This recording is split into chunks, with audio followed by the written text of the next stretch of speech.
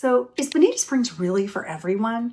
Well, if you're not a fan of these things that we're going to talk about in today's video, then you might not exactly feel at home in Bonita Springs, Florida. So join me as we explore all about what you should know before moving to Bonita Springs in 2025. So here we go. Hi there. I'm Diane Harris, your local lifestyle and luxury property specialist based right here in Naples, Florida. And on this channel, I cover everything that you need to know about living in Naples and Southwest Florida. So while Bonita Springs has its charm, there are several reasons where you might want to think twice before making it your new home. So if you're considering moving to Southwest Florida and want to avoid some common pitfalls, this video is for you. As someone who helps clients transition from a chillier, high-tax state to sunny Florida, I understand the importance of finding the right community that aligns with your lifestyle and your real estate goals. So without further ado, let's dive into the top reasons why living in Bonita Springs might not be the best choice for everyone, especially if you're looking for a second home or vacation property around these parts. So number one, the cost of living in Bonita Springs in 2025 might make your wallet sweat. When considering a move to Florida, one of the first things on many people's mind is the cost of living. And in 2025, Bonita Springs is proving to be more expensive than many might expect. According to recent data from Florida Tax Watch, the average cost of living in Bonita Springs is projected to be around $2,581 per month. So this figure includes your housing costs, utilities, groceries, and healthcare. For those relocating from some areas of the Midwest, this might come as a shock. Housing prices have surged in Bonita Springs over the past few years.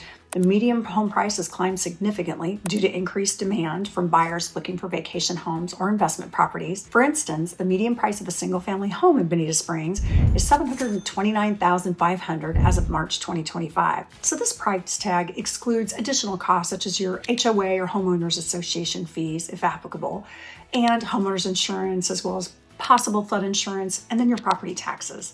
So many prospective buyers are surprised to learn that HOA fees in Bonita Springs can be quite high, with a range of anywhere from $100 a month to well over $1,000 per month. And that's for maintaining basic amenities like your landscaping, community pools and amenities, pest control. This can add up quickly and significantly impact your overall budget. So in contrast, nearby Estero offers a little more competitive pricing for similar properties while providing amenities and services very similar in most cases. So if you're looking for value for your money as you transition into Florida living, it may be worth considering other areas where your dollar stretches further without compromising on quality. And number two, what about weather issues? And I'm talking more than just bad hair days. Weather's another crucial factor when deciding where to live in Florida. While many people envision endless sunny days when they think of the Sunshine State, the reality can be quite different, especially in Bonita Springs. The summer months can bring extreme heat and humidity that some people find unbearable. You know, Bonita Springs averages around 91 degrees during the peak summer months of July and August and September. The humidity and high heat index can give an extra boost to that heat, making it feel much hotter. So this kind of heat can make outdoor activities kind of uncomfortable and potentially dangerous if you're not careful. Many residents find themselves retreating indoors during the hottest parts of the day and focus on early morning outings. So that can kind of hinder some active lifestyle that many seek when they're moving to Florida. But the typical afternoon rains of the summer also drive people indoors for a few hours, but it does cool things off. Additionally, humidity levels can reach staggering heights during the summer months. The lush mangroves and water surrounding Bonita Springs contribute to this humidity, creating an environment that is not only sticky, but can also be conducive to mosquito breeding. We are fortunate to have both a Collier County and a Lee County Mosquito Control Board, elected officials who work hard to control our pest population. So regardless, you may find yourself investing in a pest control service to better enjoy your outdoor space. Number three, hurricane risks in Bonita Springs, Florida, not just stormy relationships. So living in Florida comes with its own set of risks related to hurricanes and tropical storms. Unfortunately, Bonita Springs is no stranger to these weather events. After Hurricane Milton caused significant disruptions in 2024, including some mandatory evacuations, many residents began reconsidering their long-term plans for living in this area. Insurance rates have skyrocketed across states like Florida due to increased hurricane risks. Some owners have reported that their premiums have tripled over the past year alone. Additionally, properties built before modern building codes may not meet current hurricane standards. That means that if you purchase an older home in Bonita Springs, you might face some hefty renovation costs to add storm protection to the home. always something to keep an eye on when you're looking to purchase a home here in Springs. Furthermore, flood zones have expanded due to the recent flood map changes by FEMA.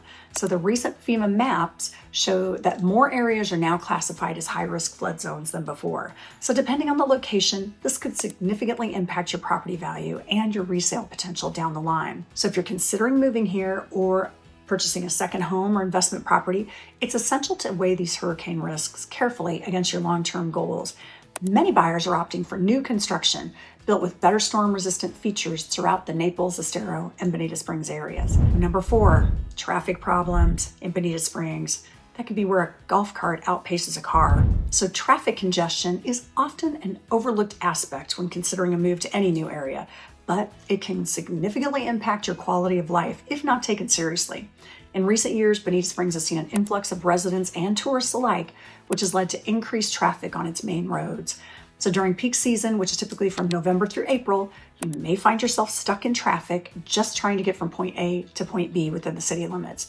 For example, getting from downtown Bonita Springs to RSW Airport during rush hour can take 30 to 45 minutes sometimes.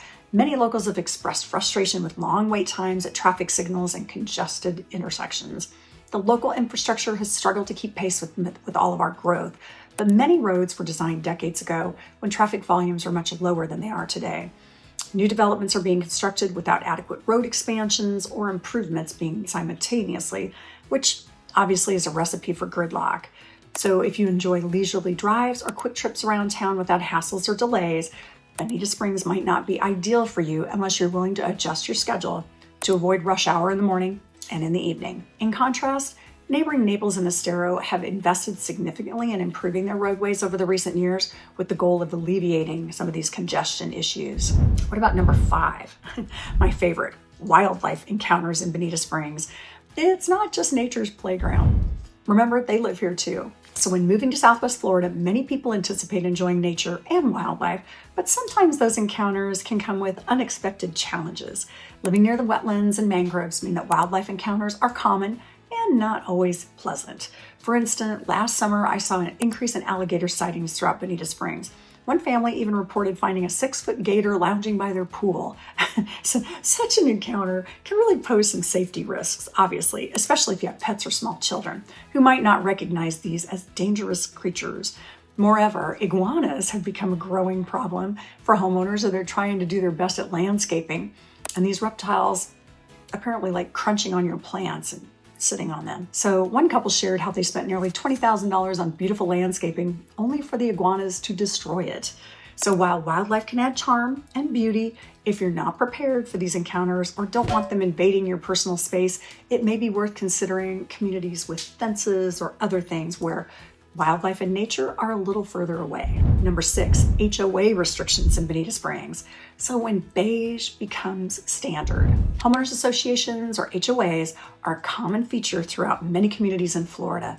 And while they provide certain benefits like maintaining common areas and amenities, they can also come with strict rules that some homeowners find frustrating. So in Bonita Springs specifically, many HOAs impose limitations on everything from exterior paint colors, goodbye those vibrant tropical hues, pinks and yellows and greens, to restrictions on parking boats and RVs or even pickup trucks outside your home. One couple I worked with was fined for having too many holiday decorations displayed outside their home.